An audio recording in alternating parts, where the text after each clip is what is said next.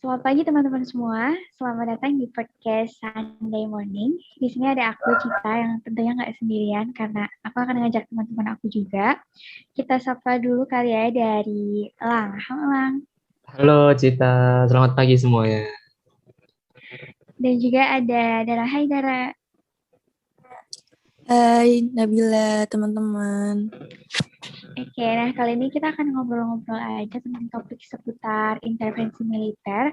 Dan hal yang akan kita bahas kali ini adalah peran negara lain dan organisasi internasional terhadap kudeta militer yang terjadi di Myanmar. Oke, sebelumnya kan kita udah sama-sama tahu nih kalau beberapa akhir ini ada krisis yang lagi berkecamuk gitu di Myanmar. Dan peristiwa ini telah mencuri perhatian publik, khususnya di dunia internasional. Dan kudeta militer yang terjadi sekarang di Myanmar beberapa akhir ini kan telah membawa Myanmar itu kembali ke dalam cengkraman militer.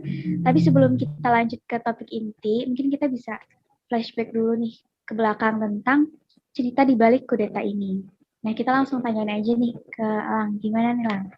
Mungkin kamu bisa sharing ke kita tentang background atau masa lalu gitu sebelum adanya kudeta ini dan apa sih yang jadi penyebab sampai Myanmar itu bisa ada di titik yang sekarang. Oke. Jadi kita bakal lari ke zaman Perang Dunia Kedua ya. Waktu itu di tahun 1944 ada tokoh pejuang kemerdekaan Myanmar, namanya tuh Aung San. Nah, dia juga jadi salah satu pendiri gerakan nasionalis namanya Anti-Fasis People Freedom League yang bakal jadi penguasa politik Myanmar habis kemerdekaan. Nah, Myanmar itu dapat status kemerdekaannya di tanggal 4 Januari 1948. Tapi habis mereka merdeka, mereka tuh nggak langsung aman gitu. Jadi banyak masalah internal. Contohnya kayak pemberontakan. Nah, pemberontakan ini jadi awal keterlibatan militer dalam perpolitikan Myanmar selama bertahun-tahun lamanya lah. Sampai sekarang malah ya kan. Jadi karena pemberontakan semakin parah, pemerintah sipil itu minta Panglima Angkatan Bersenjata namanya Jenderal Ne Win untuk ngambil alih pemerintahan biar bisa ngestabilin situasi Myanmar pada saat itu. Tapi karena pemerintahan sipil yang lemah, akhirnya Jenderal Ne Win malah ngambil kekuasaan secara penuh. Terus Ne Win ini diangkat jadi pemimpin Myanmar yang baru. Nah, dia itu ngerubah negara Myanmar jadi negara yang sosialis. Terus menasionalisasi perekonomian negara, terus ngebuat Buddhisme jadi agama resmi negara, terus dia nekan juga segala bentuk oposisi. Nah, kemudian di tahun 1948 pemerintah itu ada ngediriin junta militer. Nah, jadi pemerintah junta militer ini nerapin pemerintahan yang sentralistik, di mana fungsi eksekutif, legislatif, sama yudikatif dijalanin sama militer. Mereka juga militer ini ngejanjiin tuh adanya pemilu. Tapi pemilu yang diadain tahun 1990 itu yang menang sebenarnya itu partai oposisi militer, namanya Partai National League for Democracy, yang diketuain sama Aung San Suu Kyi, anak dari Aung San yang pejuang kemerdekaan tadi. Tapi dari sisi militer mereka nggak terima dan malah nangkap uh, Aung San ini. Nah, pemerintah malah nekan partai NLD ini karena nggak suka kan dari militer karena oposisi. Sampailah di puncaknya di tanggal 1 Februari 2021 kemarin, militer mengkudeta pemerintahan Myanmar lagi dan nangkap Aung San Suu Kyi lagi. Yang sebelumnya tuh udah sempat dibebasin, ditangkapin, dibebasin, ditangkapin gitu. Terus sengketa itu dilatar belakangin dari hasil pemilu yang dilakukan pada bulan November 2020. Nah, partai oposisi itu menang lagi dengan dapetin 396 kursi di parlemen. Nah, di partai yang dipegang sama militer ini cuman ngedapatin 33 kursi. Jadi mereka nggak terima gitu. makanya melakukan kudeta. Oke, udah cukup Udah. jelas ya yang dijelasin tadi sama Alang. Nah, dari latar belakang yang kamu jelasin tadi kan, yang mana dulu itu militer pernah mengambil alih kekuasaan yang awalnya itu sementara, tapi akhirnya diambil alih secara penuh. Nah, karena kan di setiap permasalahan pasti ada penyelesaiannya kan. Nah, kalau Iya. menurut Dara nih, ada nggak sih usaha yang dilakuin dari negara atau organisasi internasional lain buat mengupayakan perdamaian di Myanmar ini? Jadi bulan April lalu itu negara-negara tetangga juga bergabung dalam ASEAN kan.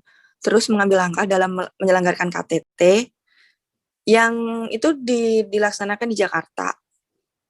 Terus dalam pertemuan tersebut, proposal untuk mengakhiri kekerasan yang terjadi di Myanmar ditujukan pada pemimpin junta militer Myanmar, yaitu Jenderal Min Aung Hlaing. Dan telah menghasilkan 5 poin penting yang salah satunya berisi mengenai tuntutan adanya pengurangan kekerasan oleh militer terhadap para pendemo yang telah disepakati.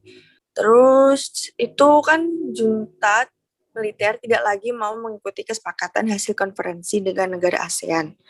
Dan dia malah memilih melanjutkan kebijakannya sendiri yang dianggap sebagai jalan menuju demokrasi bagi Myanmar. Nah, itu mesti kan menimbulkan kekecewaan banget bagi Menlu negara-negara ASEAN. Dan dianggap penanganan dalam kasus Myanmar ini berjalan sangat lambat. Di satu sisi, konferensi KTT ASEAN ini dianggap cacat karena tidak melihat kubu yang dikudeta, sehingga kondisi negara Myanmar ini masih sangat belum kondusif. Terus berdasarkan upaya diplomatik yang telah dilakukan ASEAN untuk mewujudkan adanya perdamaian di negara Myanmar ini, hanya akan berjalan jika ada kemauan pihak dari Myanmar untuk berdialog dan bernegosiasi untuk mencapai solusi perdamaian. Begitu. Jadi kasusnya ini belum selesai ya? Iya, belum selesai karena Myanmarnya belum ada kemauan untuk berdialog sama bernegosiasi kalau dari pihak ASEAN-nya. Mungkin itu dari pihak militernya yang nggak mau berdialog sama pihak pemerintah resminya, pemerintah sipil gitu ya, untuk Iya nyelesain gitu. sengketanya. Oke, jadi emang ini kasus masih ngambang aja gitu ya? Iya, kayaknya ini emang pemimpin militernya ini keras kepala banget sih. Oke. Ya, dan sepanjang sepengetahuanku juga dari pihak-pihak Eropa, pihak-pihak Barat gitu tuh juga mengkritik dan pasti menekan juga kan, kayak kemarin yang aku baca aja tuh melakukan embargo, terus kayak memutus hubungan sementara dengan Myanmar, terus menutup penerbangan dari Myanmar ke negara mereka, melakukan dukungannya tuh yang kayak gitu. Ya, oke nih. Jadi kan kita udah tahu nih ya, kalau pemerintahan Myanmar emang saat ini tuh sedang mengambil alih pihak militer dengan dalih hanya sementara sampai keadaan stabil, yang artinya kalau emang Myanmar saat ini tuh sedang dalam situasi darurat hingga kudeta itu membawa Myanmar kembali ke masa suram. Dan semoga kudeta Myanmar ini kan semoga segera menemukan titik terang gitu dan nggak kembali mengulang masa lalu. Oke, mungkin kita udah sampai ya di ujung perbincangan untuk topik yang sangat menarik di pagi hari ini.